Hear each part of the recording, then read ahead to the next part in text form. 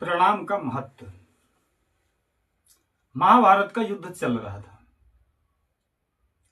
दुर्योधन की बातों से आहत होकर के पितामह ने प्रतिज्ञा की कि कल मैं पांडवों का वध कर दूंगा। पांडवों को जब यह बात पता चली तो उनके शिविर में बेचैनी बढ़ गई। तरह तरह की आशंकाएं उनके मन में व्याप्त होने लगी। तभी श्री कृष्ण ने द्रौपदी से कहा कि अभी मेरे साथ चलो, और उसको अपने साथ लेकर के पितामह के शिविर में पहुंचे। और जैसे ही पितामह के शिविर में पहुंचे, उन्होंने द्रौपदी से कहा कि मैं यहीं पर खड़ा हूं, तुम जाकर के पितामह को प्रणाम करके आओ। द्रौपदी पितामह के शिविर के अंदर जाकर के पितामह को प्रणाम करती है और पितामह बदले में कहते हैं अखंड सौभाग्यवती हो।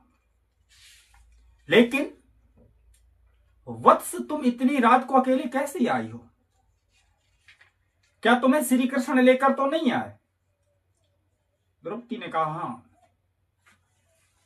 पितामह ने कहा मैं जानता हूं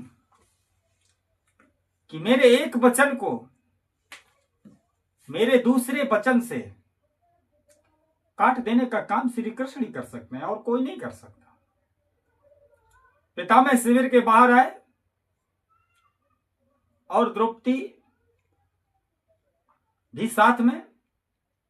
पितामह ने श्री कृष्ण को प्रणाम किया और श्री कृष्ण ने पितामह को प्रणाम किया,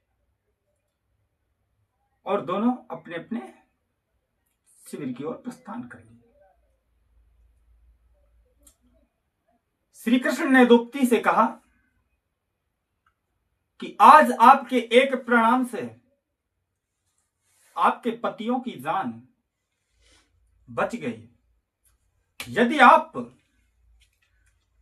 प्रतिदिन पितामह, द्रोणाचार्य, धृतराष्ट्र आदि को प्रणाम करती होती और उसी तरह दुर्योधन, दुशासन की पत्नियां भी पांडवों को प्रणाम करती होती, तो ये युद्ध की नौबत नहीं आती। ये युद्ध टल सकता था। इसी तरह कभी कभी हमारे घरों में भी हमारी बातों से बड़ों के मन को ठेसता पहुंचती है।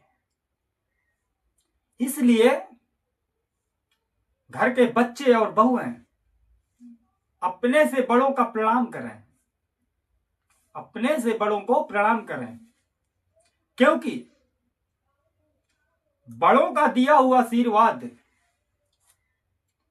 बड़ों के दिए हुए आशीर्वाद को कोई अस्त्र शस्त्र नहीं काट सकता। प्रणाम हमारी संस्कृति है। प्रणाम हमें प्रेम सिखाता है। प्रणाम आदर सिखाता है। प्रणाम झुकना सिखाता है। इसलिए हमें अपने से बड़ों का आदर करना चाहिए।